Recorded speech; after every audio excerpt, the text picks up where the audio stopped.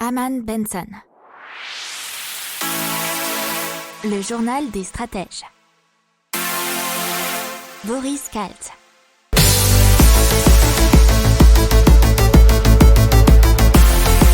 Bonjour à tous et bienvenue dans le journal des stratèges pour une revue de l'actualité éco-tech et impact du jour. Avec à la une, on va vous parler de Thomas Pesquet et de l'utilisation d'un casque de réalité virtuelle dans la station spatiale, dans l'économie du canal de Suez et qui, chaque heure bloquée, coûte 400 millions de dollars à l'économie mondiale, dans le commerce mondial avec la Chine, le blocage à nouveau, la France et le record de dette publique, dans la tech, le pneu de vélo increvable grâce à la NASA, et dans l'impact, le Royaume-Uni qui va dépenser 7,5 millions de livres pour le développement de l'énergie houlomotrice. Vous écoutez le journal des stratèges numéro 77 et ça commence maintenant. Et donc Thomas Pesquet qui va utiliser un casque de réalité virtuelle pour faire du sport dans la station spatiale internationale. Et donc ça sera pour le vélo d'entraînement apparemment, et ça a été développé par Fit Immersion, qui est une société de Montpellier. Alors il y aura un choix de 3 parcours qui seront la visite de Paris, le col de Gineste qui est à côté de Marseille, et la visite de Saint-Pétersbourg en Russie.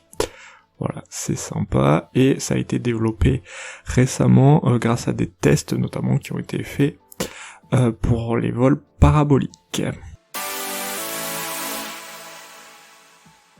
On va vous parler un peu des chiffres par rapport au blocage du canal de Suez, puisque 10%, voire on a jusqu'à 12% du commerce mondial qui, repose sur ce canal. Selon la revue Lloyd List, 200 navires sont actuellement bloqués aux deux extrémités dans la zone d'attente située au milieu du canal. Mais on a d'autres chiffres beaucoup plus récents, et ils datent d'aujourd'hui, qui diraient que c'était jusqu'à 450 navires qui sont bloqués. Alors des chiffres, c'est le porte-conteneur qui coince chaque jour environ 9,6 milliards de dollars, soit 8 milliards d'euros de marchandises, ce qui représente 400 millions de dollars par heure. 19 000 navires ont emprunté le canal en 2020, ce qui fait un peu plus de 50 navires par jour, 51,5 pour être plus précis.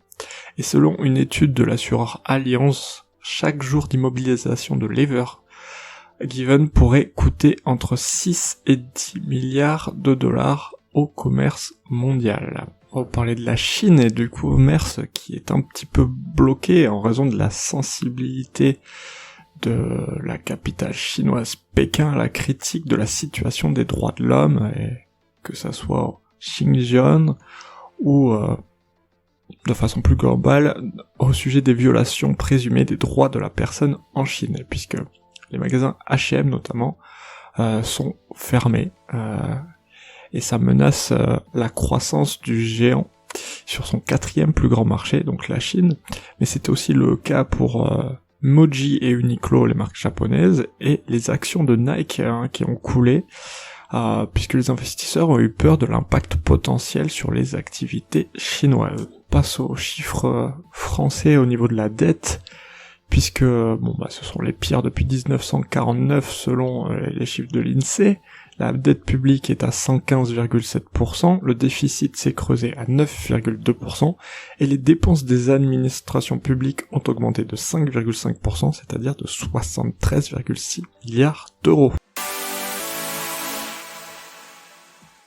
On parle d'une roue de vélo increvable pour Smart Tire Company, qui est donc une compagnie qui a développé cette technologie grâce à la NASA, et un partenariat qui a été réalisé entre les deux organisations, et ce pneu va pouvoir équiper des vélos. Ce pneu s'appelle Metal, M-E-T-L, il est composé de nitinol, un alliage entre le nickel et le titane, et qui est aussi résistant que du titane, mais aussi souple que du caoutchouc. Donc grâce à ce nitinol, ils ont pu concevoir un pneu à mémoire de forme et sans air, et qui pourra équiper les VTT, les vélos de route ou encore les vélos électriques. Ils espèrent faire leur apparition très prochainement dans le marché de l'automobile, avec des produits de même type, et donc censés être increvables. On part donc au Royaume-Uni qui va investir 7,5 millions de livres dans le développement de l'énergie houlomotrice. Alors l'énergie houlomotrice, bien sûr, c'est relatif à la houle, bien entendu, et plus particulièrement on va parler de projets inspirés de la vie marine, afin de capturer le mouvement physique des houles et des vagues et de les transformer en énergie, et bien sûr généralement en électricité. Alors il y aura plusieurs projets, dont un avec des matériaux flexibles inspirés de nageoires et d'autres parties du corps des animaux aquatiques. Puis ça permettra à l'appareil de se déformer lors de vagues extrêmes, et aussi de réduire la charge d'onde de pointe et donc l'augmentation de la durée de vie de l'appareil, ce qui prolonge ainsi la capacité de survie de l'appareil également. Mais il y a d'autres projets avec des matériaux déformables tels que des tissus flexibles. Alors, il faut savoir que le déploiement plus large est entravé par des défis tels que leur capacité à survivre dans des conditions météorologiques extrêmes, et bien sûr leur efficacité.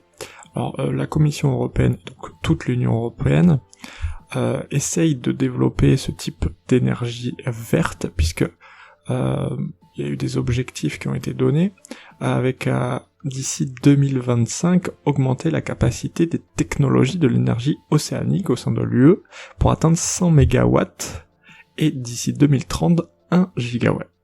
Voilà, c'est tout pour aujourd'hui. Je vous souhaite une excellente journée et je vous dis à demain pour de nouvelles infos. Ciao!